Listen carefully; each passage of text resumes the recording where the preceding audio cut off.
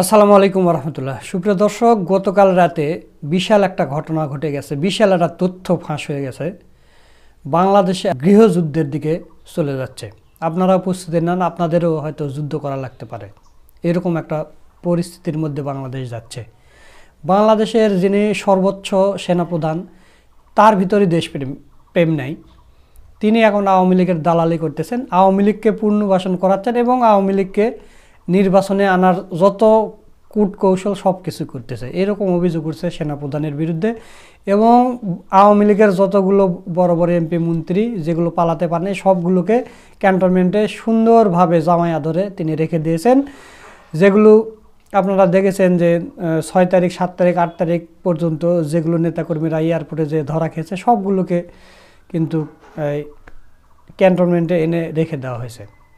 তো এখন ক্যান্টনমেন্ট থেকেই যত বাংলাদেশ ধ্বংসের যতগুলো পরিকল্পনা, সবগুলো ওখান থেকেই বের হচ্ছে এখন। তো এটা আমার দাবি না, এটা হাসনাত আবদুল্লাহ দাবি করেছেন। আপনাদের এমন একটা নিউজ দেখাবো, আপনারা অবাক হয়ে যাবেন, আপনাদের রক্ত গরম হয়ে যাবে যে বাংলাদেশে কি হতে হচ্ছে, কি কারণে এই 2000 ছাত্ররা মানুষেরা জীবন দিল, আর কি হতে যাচ্ছে বাংলাদেশে। আপনারা মানে শুনলে অবাক হয়ে যাবেন। অনেকে হয়তো শুনেছেন যে আওয়ামী লীগকে পুনর্বাসন করার জন্য কি অভিনব পদ্ধতি নিয়েছে। দেখেন, সাবের হোসেন চৌধুরী, শিরিন শারমিন ও তাপস, এই তিনজনকে সামনে রেখে তারা শেখ হাসিনাকে অস্বীকার করবে এবং বঙ্গবন্ধুর রাজনীতি করবে বলে তারা এই নির্বাচনে দাঁড়াবে। অথচ এই আওয়ামী লীগের এই 3 নেতাকর্মী এই জুলাই আন্দোলনে কি এদের ভূমিকা ছিল না? ছাত্র হত্যার ভূমিকা ছিল না? অবশ্যই ছিল। তো তাহলে এদের বিচার না করে এদেরকে কিভাবে নির্বাচনে দাঁড় করে দেওয়া যায়? সবগুলো ভারতের প্ল্যান বাস্তবায়ন হচ্ছে বাংলাদেশের এই ক্যান্টনমেন্ট থেকে।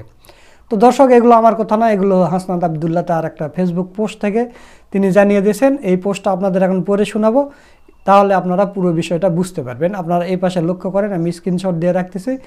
11 মার্চ, সময় দুপুর 2টা 30 মিনিট। কিছুদিন আগে আমি আপনাদের বলেছিলাম যে রিফাইন্ড আওয়ামী লীগ নামে নতুন একটি ষড়যন্ত্র নিয়ে আসার পরিকল্পনা চলছে। এই পরিকল্পনা পুরোপুরি ভারতের। সাবের হোসেন চৌধুরী, শিরিন শারমিন, তাপসকে সামনে রেখে এই পরিকল্পনা সাজানো হচ্ছে। সাবের হোসেন চৌধুরী, শিরিন শারমিন ও তাপস, ভালো করে লক্ষ্য করেন, দেখেন। আমি সহ আরও 2 জনের কাছে ক্যান্টনমেন্ট থেকে এই পরিকল্পনা উপস্থাপনা করা হয় 11 মার্চ দুপুর 2টা 30 মিনিটে। আমাদেরকে প্রস্তাব দেওয়া হয় আসন সমঝোতার বিনিময়ে আমরা যেন এই প্রস্তাব মেনে নিই। আমাদেরকে বলা হয় ইতিমধ্যে একাধিক রাজনৈতিক দলকে এই প্রস্তাব দেওয়া হয়েছে, তারা শর্ত সাপেক্ষে আওয়ামী লীগকে পুনর্বাসনে রাজি হয়েছে। একটি বিরোধী দল থাকার চেয়ে একটি আওয়ামী লীগ সহ একাধিক বিরোধী দল থাকা নাকি ভালো। প্রতিশ্রুতিতে আপনি দেখবেন গত 2-3 দিন মিডিয়াতে আওয়ামী লীগের পক্ষে একাধিক রাজনীতিবিদ বয়ান দেওয়া শুরু করেছে। তাহলে দর্শক, এই মিটিংটা কোথায় হয়েছে? ক্যান্টনমেন্টে হয়েছে। আপনারা ভালো করে লক্ষ্য করেন, ক্যান্টনমেন্টে এই মিটিংটা হয়েছে। হাসনাত আবদুল্লাহকে এবং সাথে আরেকজনকে নিয়ে যেয়ে প্রস্তাব দেওয়া হয়েছে যে আসন সমঝোতার মাধ্যমে, এবং 100 কোটি টাকা, 500 কোটি টাকার মতো দেওয়া হবে, আসন দেওয়া হবে। আপনারা শুধু এই ইয়েটা মেনে নেন। এরকমভাবে আরেকজন পোস্ট করছে, আমি দিচ্ছি, এটা আমার মুখের কথা না। তাহলে এখন আপনারা চিন্তা ভাবনা করেন, ক্যান্টনমেন্ট, এখন যে ক্যান্টনমেন্ট আছে এটা হচ্ছে রয়ের আস্তানা, রয়ের আস্তানা ক্যান্টনমেন্ট। আপনি কোথায় আছেন ভাই? আপনি আমি কোথায়? বাংলাদেশের সর্বোচ্চ জায়গা যেটা বাংলাদেশের সেনাবাহিনী যারা সার্বভৌমত্ব রক্ষা করবে, সেখান থেকেই রয়ের প্রিসক্রিপশন যায় বা সেখানে ডেকে এনে মিটিং হয়। কিসের মিটিং হচ্ছে? ওই ক্যান্টনমেন্টে এসে আওয়ামী লীগকে পুনর্বাসন করার।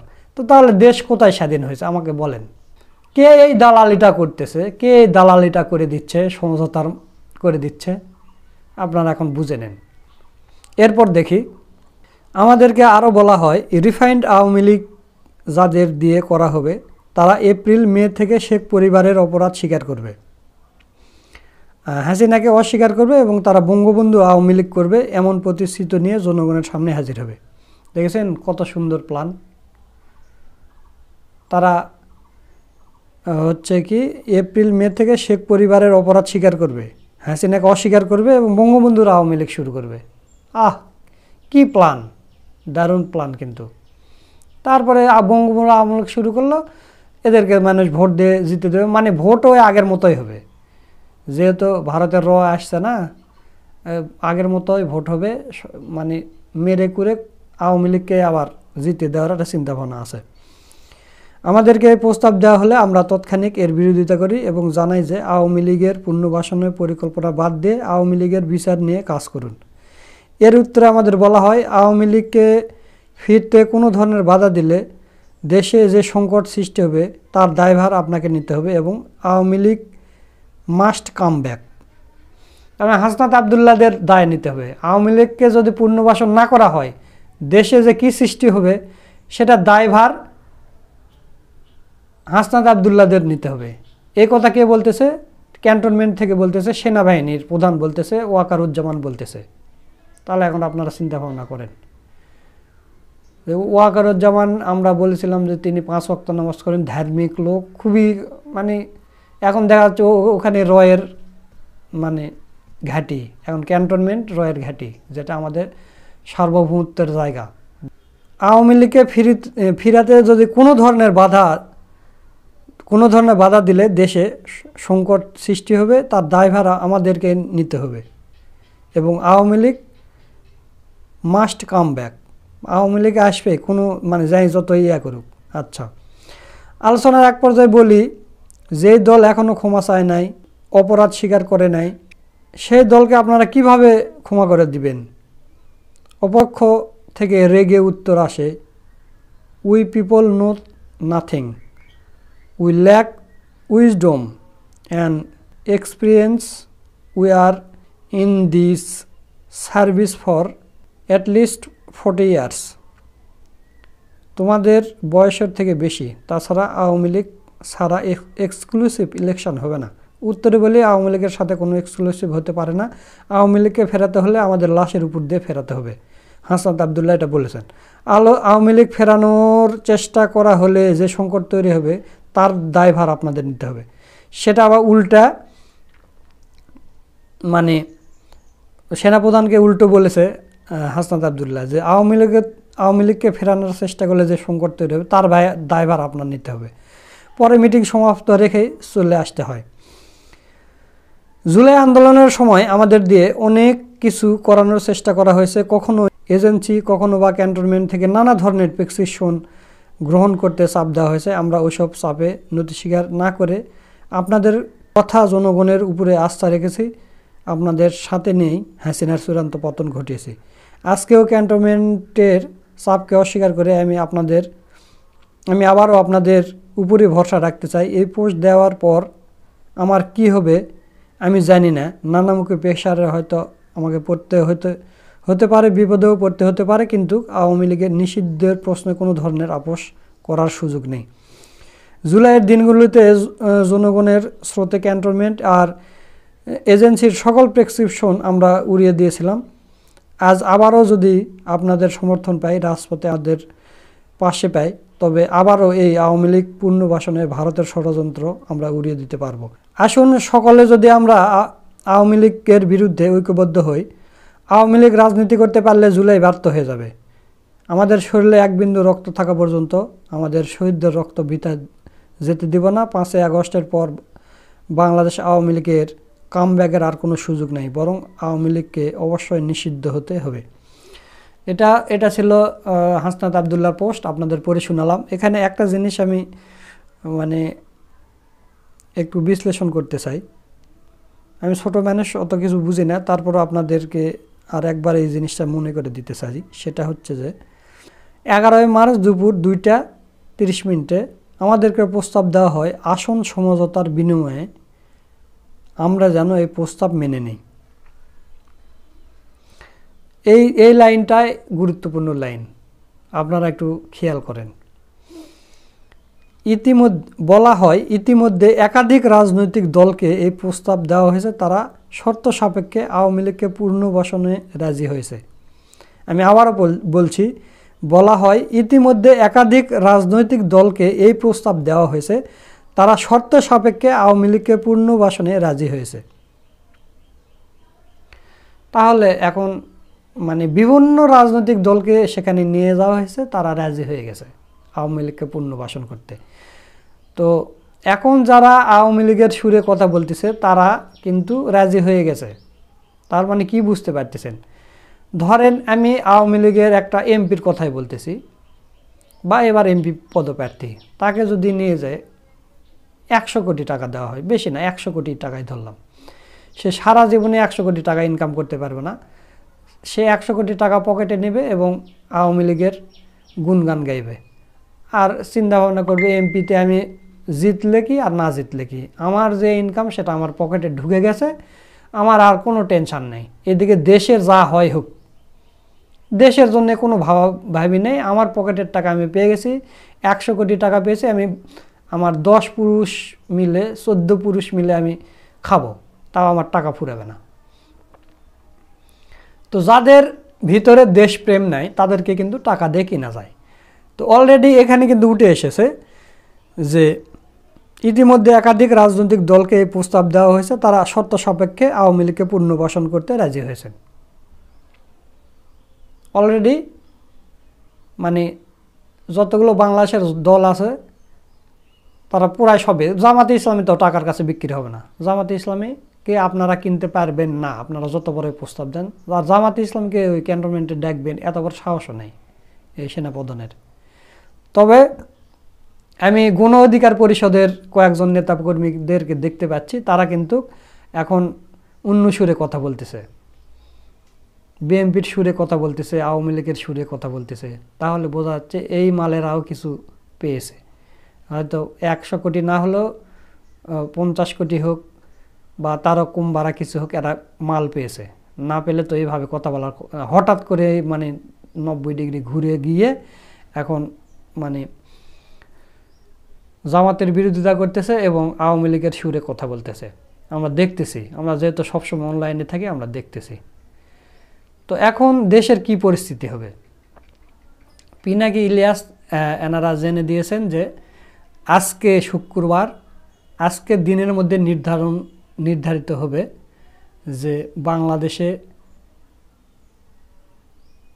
ছাত্র জনতারা দেশ চালাবে নাকি এই সেনাপ্রধান ওয়াকারুজ্জামান দেশ চালাবে।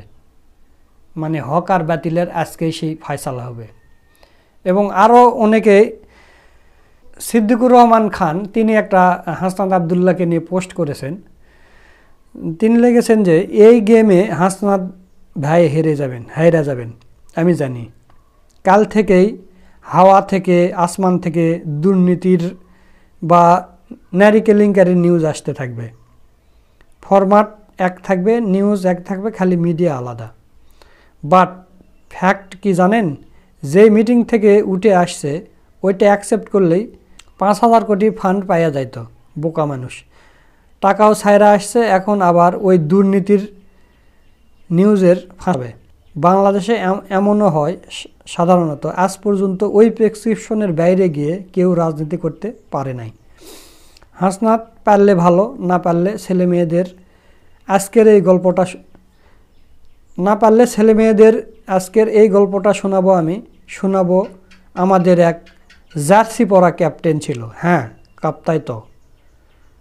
যখন 1000 কোটির ডিলিংসে ক্যাশ প্রেমিকরা দেশপ্রেমিকের সার্টিফিকেট বিক্রি করেছে, তখন এই ছেলেটা একটা জার্সি পরে সেটা সবাইকে বলে দিয়েছে, স্যালুট ক্যাপ্টেন বাংলাদেশ সিদ্দিকুর রহমান খান।